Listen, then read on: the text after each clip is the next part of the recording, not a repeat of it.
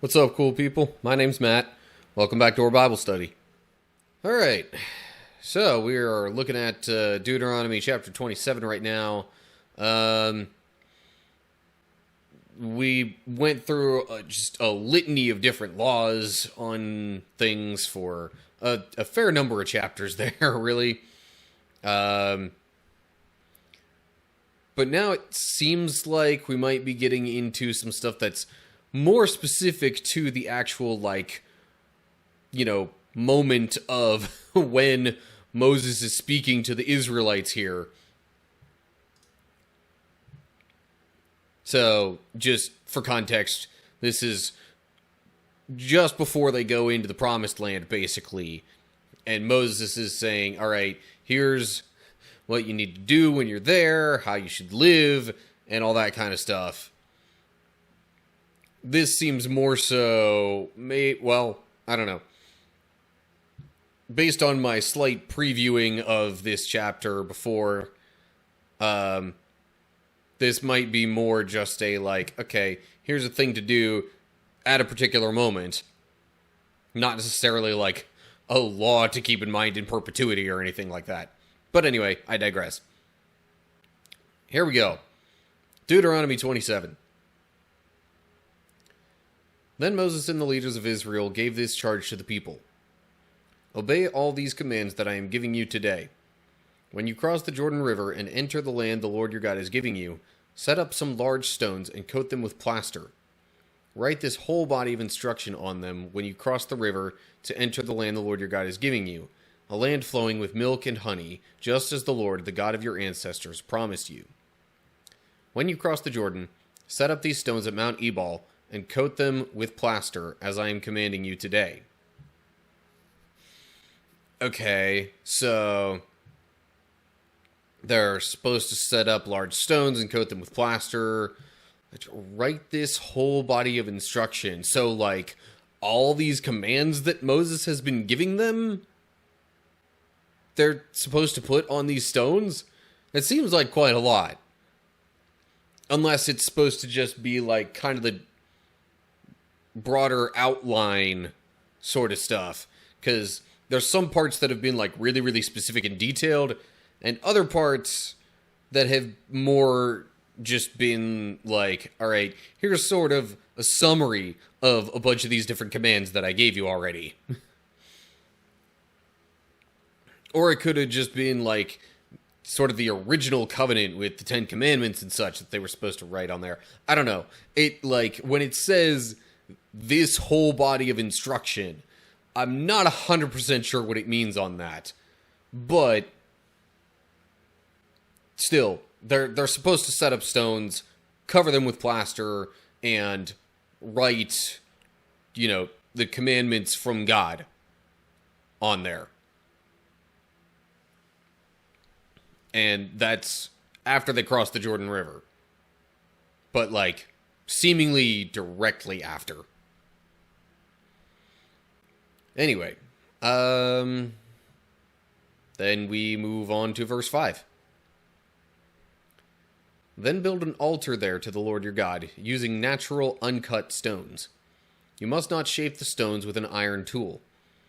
Build the altar of uncut stones, and use it to offer burnt offerings to the Lord your God. Also sacrifice peace offerings on it, and celebrate by feasting there before the Lord your God. You must clearly write all these instructions on the stones coated with plaster. Oh, so when it says this whole body of instruction, is it maybe supposed to be what is being said, now in this moment, here in chapter 27, and potentially a little bit following? Maybe? Because now it's also including specifically this part with verses 5 through 7, and then saying, you must clearly write all these instructions on the stones.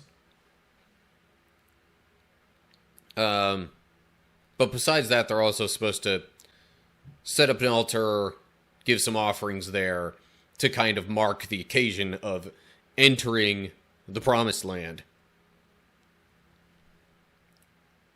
And then verse 9. Then Moses and the Levitical priests addressed all Israel as follows. O Israel, be quiet and listen. Today you have become the people of the Lord your God. So you must obey the Lord your God by keeping all these commands and decrees that I am giving you today. Weren't they already the people of the Lord? I'm just saying, like... Although, I don't know. Again, I say again because I've said this with previous chapters, but, like, the repetition, again, is coming into play because they want to hammer home the point, make it easier to remember, because they're not necessarily going to have it directly in front of them all the time.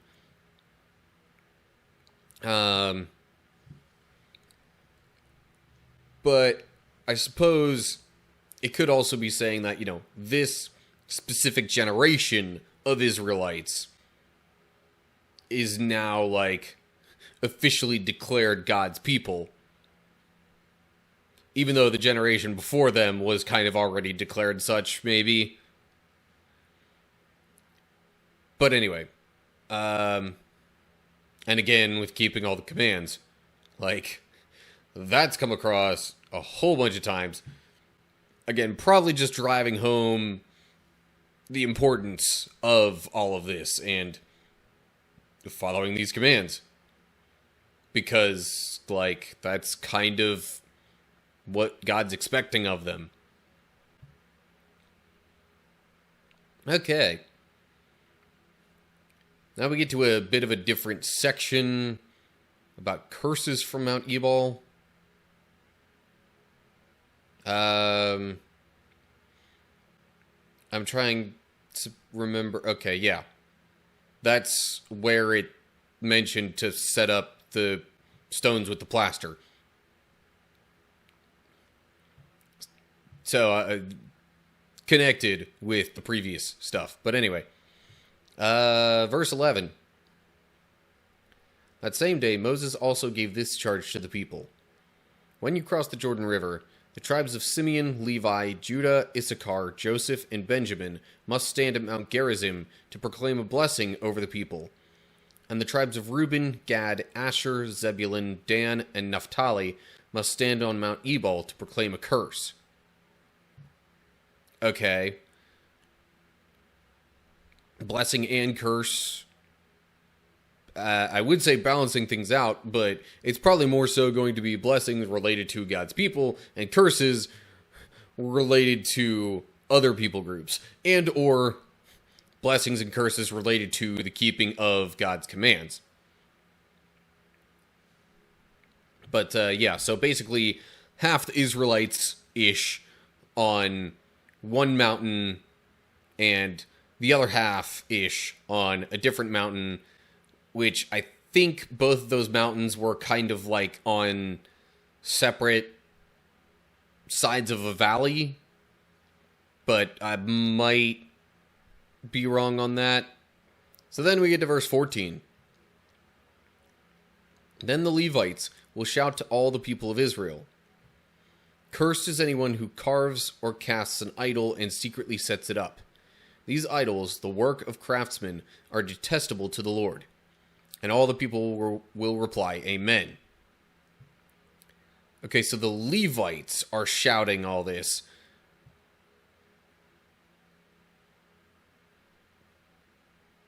But weren't in the tribe of Levi supposed to be on Mount Gerizim? Or maybe it's...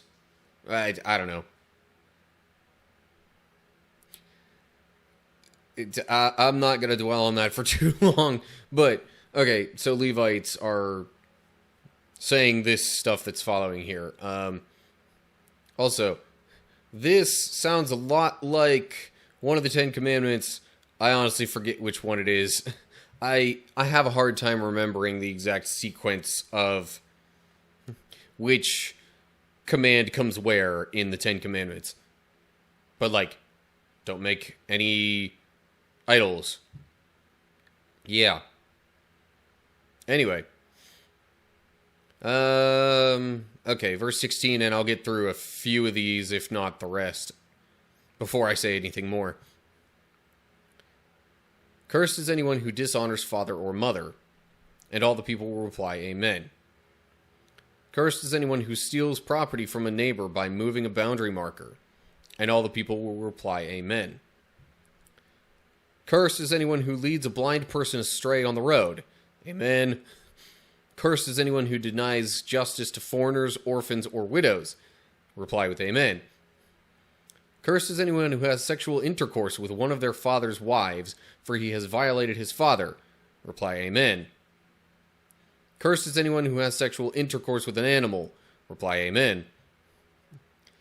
Cursed is anyone who has sexual intercourse with his sister, whether she is the daughter of his father or his mother. And the people reply Amen. Cursed is anyone who has sexual intercourse with his mother-in-law. Reply Amen. Cursed is anyone who attacks a neighbor in secret. And the people reply Amen. Cursed is anyone who accepts payment to kill an innocent person. And the people reply Amen. And cursed is anyone who does not affirm and obey the terms of these instructions. And the people will reply Amen. Okay, so, dishonoring father or mother, again, sounds like one of the 10 Commandments.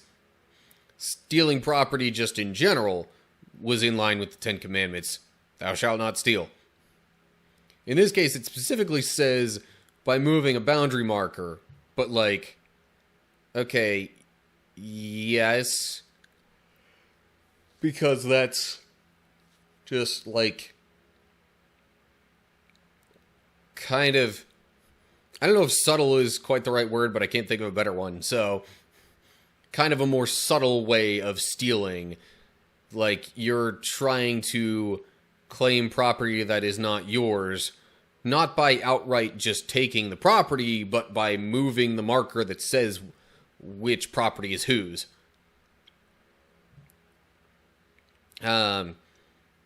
Leads a blind person astray on the road. That's just, I mean, like, that's just being a jerk. Why would you do that? Anyone who denies justice to foreigners, orphans, or widows.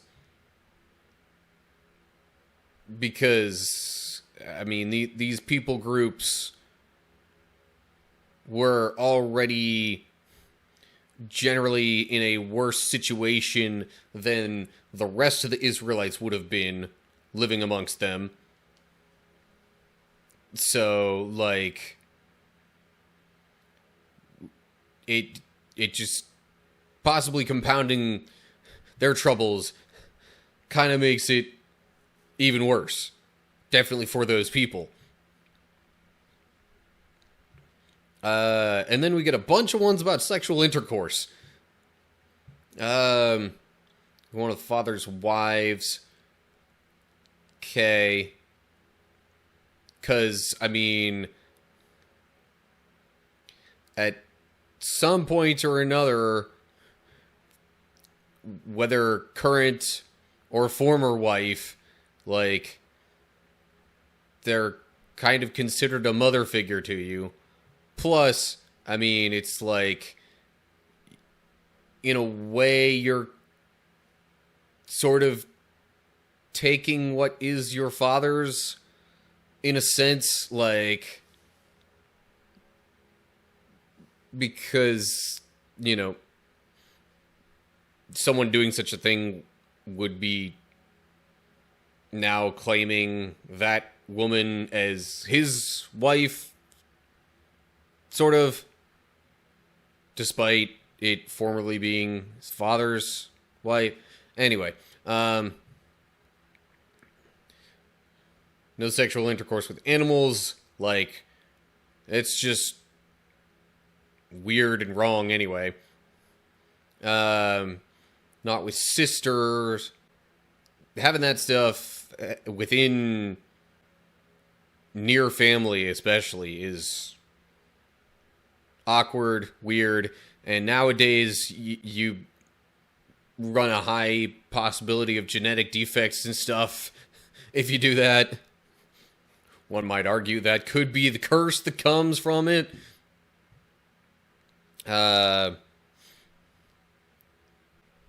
And mother-in-law, again, similar idea to the whole one of the father's wives. Although, I guess mother-in-law meaning wife's mother. But still, you know, there's the idea that when people get married, the two become one. So if you are now one, you are essentially then, like, your mother-in-law, in a way, is just your mother, you know, thinking about it that way. Curses anyone who attacks a neighbor in secret. Like,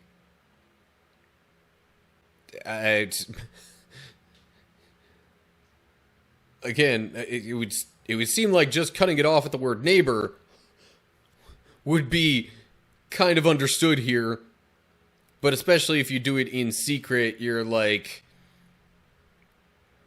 not only are you being sneaky and possibly trying to, you know, do this attack in a dishonorable way to the person being attacked, but you're also trying to, like, hide it from anybody else. So, yeah. Anyway. Anyone who accepts payment to kill an innocent person, the person's innocent. Killing them is wrong in the first place. And anyone who does not affirm and obey the terms of these instructions. Yeah. That's just further, again, driving home the point that, like, hey, all this stuff is important. Follow it. That's why we're going to have it written in a couple of different places. Anyway. So, yeah, I guess that about does it for chapter 27. Just a bunch of, like, hey, yeah, this stuff is bad. Near the end. Okay, so the Israelites get a little bit of instruction for what they're supposed to do, like, shortly after entering the Promised Land. And, some of it apparently involves getting up on some mountains for pronouncing blessings and curses. Wording, But then the rest of the chapter goes on to just talk about commands that would cause the curses to befall them. And I guess it's assumed that if they follow those commands, then they'll get the blessings whenever those get mentioned. But anyway, so that's all I got for now. As always, like and share if you enjoyed the video. Subscribe to the channel and click the bell if you're on YouTube. You could also follow me if you see this on Rumble. And then look down in the description for info on other social media pages and how to find and follow those. And leave comments down below that with any thoughts you have. So that's going to do it for now. Hope you're all doing well. Hopefully I'll see you for the next video. But until then, stay cool, people.